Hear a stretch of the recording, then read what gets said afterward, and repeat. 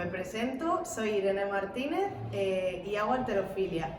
Yo era una niña como vosotros que estudió en este colegio y bueno, vivo aquí al lado del cole, en San Pedro de Visma, y soy campeona de España, tercera de Europa y tengo alguna que otra medalla mundial.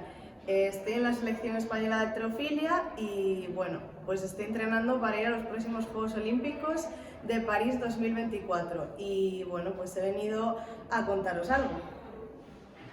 Bueno, pues estoy aquí para contaros cuáles son las 3 antorchas finalistas y la que ha sido elegida.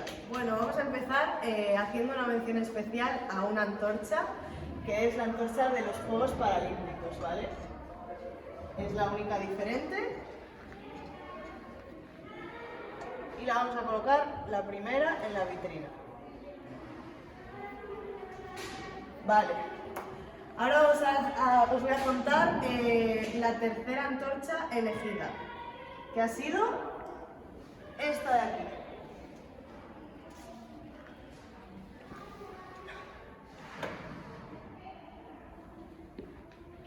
Vale, la que ha quedado en segundo lugar es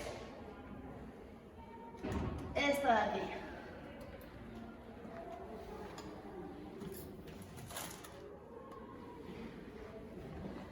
Y por último, la antorcha ganadora es esta de aquí.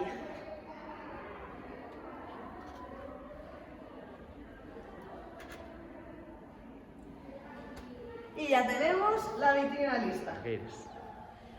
Bueno, yo me despido de vosotros y solamente quería deciros que enhorabuena a todos y a vuestras familias, que me han encantado vuestras antorchas, me parecen súper bonitas y súper originales y me gusta mucho que tengáis como temática los Juegos Olímpicos y nada, que os animo a todos a que practiquéis deporte, que bueno, yo era una niña como vosotros y a día de hoy es lo que más me gusta, así que nada, os mando un beso muy grande a todos, ¿vale?